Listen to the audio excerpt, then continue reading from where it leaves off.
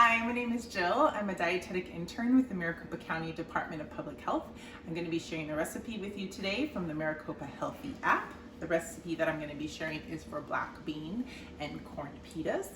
This is a very easy recipe that you can throw together on a busy weeknight for your family using ingredients that you probably already have on hand. The other great thing about this recipe is that it's also low cost. It's going to cost you a little under $10 to throw this recipe together. I think it came out to be about $9.85 for this whole meal. The good thing about this is that it does serve 4 people. It makes 4 servings, but it's very easy to double this recipe if you have more than 4 servings that you need for your family, or you simply want to have leftovers for tomorrow. Let's go ahead and get started. The first thing we're going to do is wash our hands. Food safety is always really important whenever we're in the kitchen, so let's go ahead and do that first. So we want to make sure we give our hands a great wash here. And then I've got a couple ingredients here that I'm also going to give a good rinse to. So we've got a lemon that we're going to be using and also an avocado. So let's go ahead and give those a quick rinse. Right. Okay. So the main ingredient of this recipe is our black beans. It's going to provide about 10 grams of protein for this meal. I like this recipe using black beans because it's a great way to get protein in your children's diet, especially if they are hit or miss with animal proteins like chicken, beef, or turkey. 10 grams of protein is going to go a long way for that population.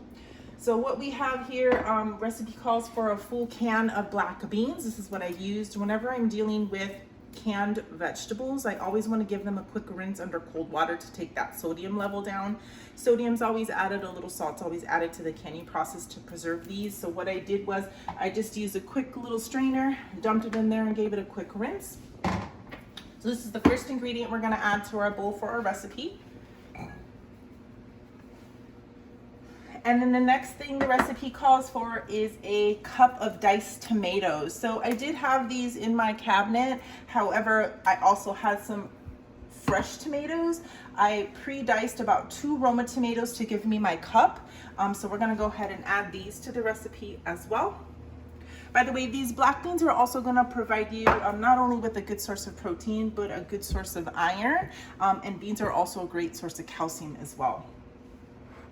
Corn is the other star of our show. Now, recipe calls for a cup of frozen corn. That's what I'm using today. Again, you can use corn that's in a can. If you use canned corn, you're gonna make sure you gave that a rinse as well to take that sodium level down. If you're interested in using fresh corn, you can definitely boil this down in a pot till it's cooked.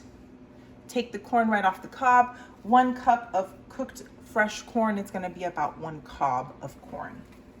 Let's go ahead and add that to our bowl as well. Great. Next thing we have is a diced, 1 clove of diced garlic. So we're going to add that as well.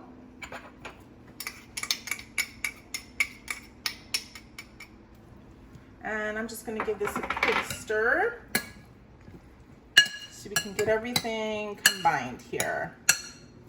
Now, at this point, you can also add additional vegetables if you like. Something like half of a diced raw zucchini might be good to add. A red bell pepper might also be good to add. If you like raw onions, a diced, probably about a 1/4 cup of diced red onion would also be great to add. This is a good recipe to add new vegetables to if you're trying to introduce new vegetables to your children. Children will tend to accept new vegetables if they're eating them with things that they are familiar with. So if your child is familiar with corn and beans and tomatoes, this would be a great opportunity to expose them to something new. It may encourage them to try that new vegetable in your recipe. All right. Next thing we have to add is an avocado. So I'm going to show you a little kitchen trick on how to dice an avocado in the skin. Makes it a little bit easier and allows your avocado dice to keep its uniformity. So the first thing we're going to do is use a small paring knife to cut this avocado in half.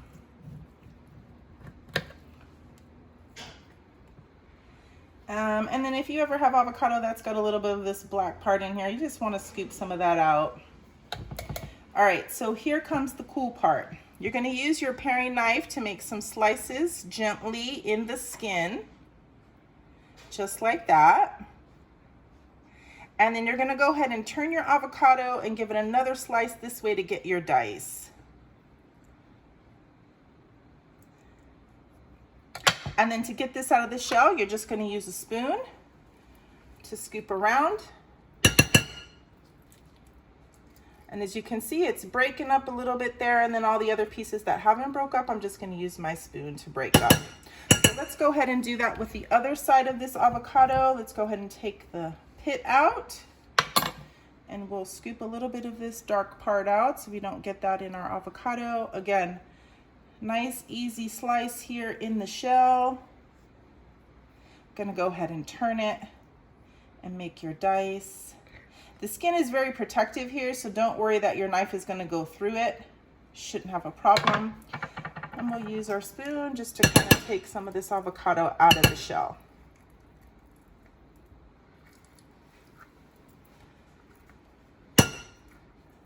All right, awesome. Next thing we have ingredient wise is some herbs. So recipe actually calls for about a teaspoon or so of parsley.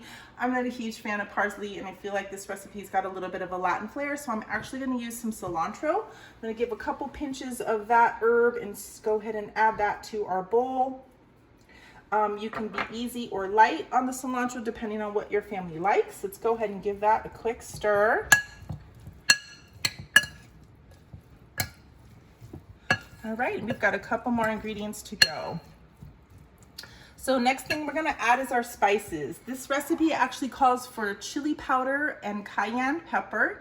Calls for about a ½ teaspoon of chili powder and about 1/8 of a teaspoon of cayenne pepper. So what I'll say about cayenne pepper is that it can be spicy. If you have people in your family, especially small children who are not used to spicy, I would either leave the cayenne pepper out. It only calls for 1/8, so maybe take that to half of that 1/8, or just leave it out completely. I've also added a little bit of cumin because I feel like chili powder and cumin go together, so I'm gonna add that as well. So let's go ahead and give that a shake over our veggies here and give that a quick stir. Oh, and this smells wonderful. If I had smell-o-vision, you guys would be so ready to eat this. All right, so the last thing we're gonna add to this bowl is a little bit of acid to pull this all together. So I'm gonna go ahead and slice my lemon. Recipe calls for about a teaspoon. I am gonna go ahead and use about a wedge or so and eyeball that amount and just give a quick squeeze of lemon right over the top of my veggies here. Again, we'll give this a quick stir. All right, so now we're ready to throw this together. So recipe calls for some whole wheat pitas. So what we're gonna do here is we're gonna use 1/2 of a pita to stuff. So let's go ahead and get our whole wheat pitas here.